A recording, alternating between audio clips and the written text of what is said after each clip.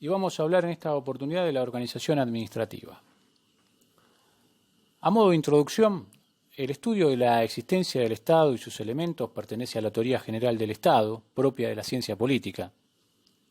Sin embargo, el derecho administrativo no puede prescindir de su conocimiento, dado que dicha teoría es el basamento inicial de esta disciplina, que estudia, entre otros aspectos, a la administración pública y su organización. Los elementos constitutivos del Estado, según el criterio doctrinario predominante, son la población, el territorio y el poder, a lo cual algunos autores van a agregar el gobierno, en tanto conjunto de instituciones organizadas que ejercen este poder, o imperio también llamado, imperio del Estado, lo que bien puede ser entendido como la soberanía. El fin del Estado es el bien común. Respecto a esta noción acudimos a Santo Tomás de Aquino desde su Suma Teológica, entendido como el fundamento de la existencia de la autoridad pública y fuente de legitimidad de las potestades estatales, el objeto cometido de gobierno y de los poderes públicos. Como tal, entonces, el bien común adquiere la jerarquía de principio jurídico. En otras palabras, el bien común es el conjunto de condiciones sociales que permiten a los ciudadanos el desarrollo expedito y pleno de su propia perfección. Uno de los primeros temas que se vincula a la organización administrativa es el Estado como persona jurídica. Este tema es sumamente trascendente y la trascendencia de considerar al Estado como una persona jurídica, decimos, es sumamente importante y radica fundamentalmente en la posibilidad de considerarlo fuente de atribución de responsabilidad por ser justamente una persona jurídica. Muchas fueron las opiniones en torno a la existencia de la personalidad del Estado, desde corrientes que negaban que ésta pudiera existir hasta aquellas que le asignaban incluso una personalidad jurídica doble, una para el derecho privado y otra para el derecho público, ¿no? Como por ejemplo indicaba Rafael Bielsa.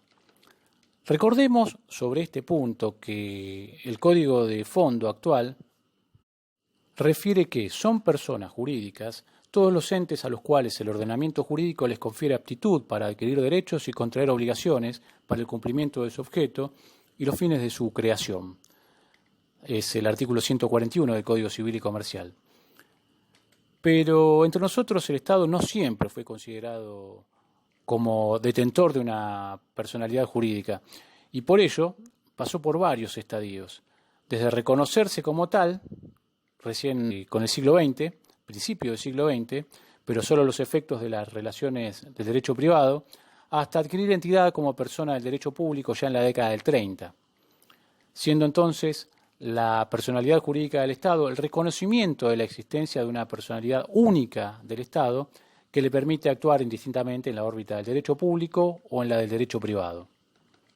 Hablemos ahora de las personas jurídicas públicas estatales, no estatales y privadas.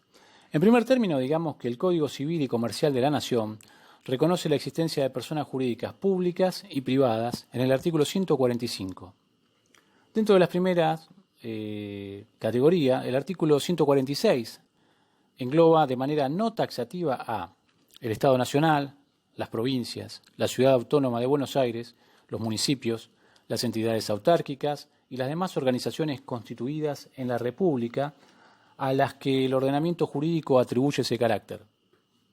También a los estados extranjeros, las organizaciones a las que el derecho internacional público reconozca personalidad jurídica, y toda otra persona jurídica constituida en el extranjero cuyo carácter público resulte de su derecho aplicable.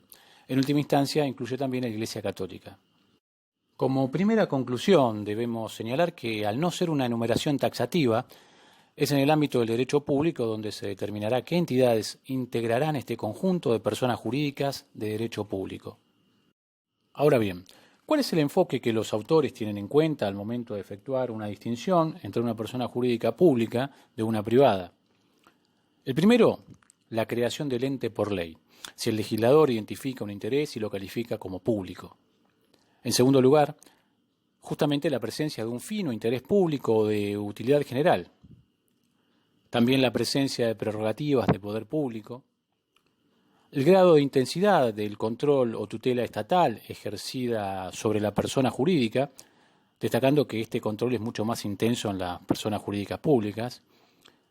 Y en última instancia, la forma que la persona jurídica adopta a la hora de conocer el régimen al cual deberá someterse. Para terminar esta primera parte, vamos a hablar de las personas públicas estatales y no estatales.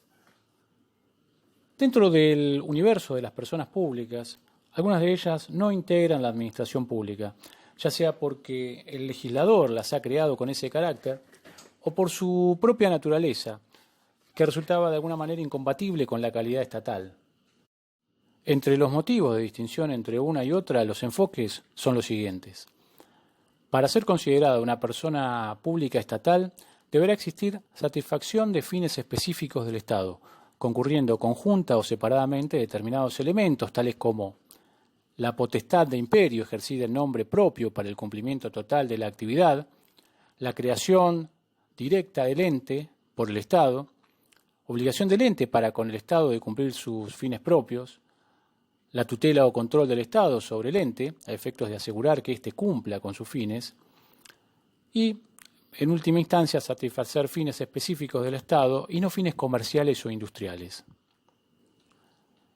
Asimismo, cuando estamos en presencia de una entidad pública no estatal, deberá tenerse en cuenta lo siguiente.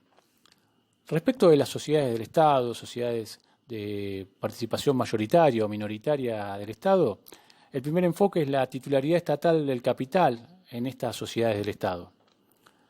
Las asociaciones dirigidas, las obras sociales y las corporaciones públicas, en general asociaciones, tales como los colegios profesionales, sindicatos, cooperativas, cámaras comerciales o industriales, cuando tienen un régimen de derecho público, como puede ser SADAIC, la Sociedad Argentina de Autores y Compositores de Música, fundaciones e instituciones de carácter corporativo, como pueden ser los gremios, la Iglesia, ciertas fundaciones como la Fundación Di Tella y los partidos políticos. En este supuesto nos encontramos, por supuesto, en presencia de entidades públicas no estatales.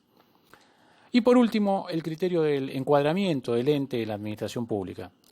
Siempre que existan relaciones jerárquicas o de tutela, el ente se encontrará encuadrado en las filas de los entes públicos estatales o no estatales.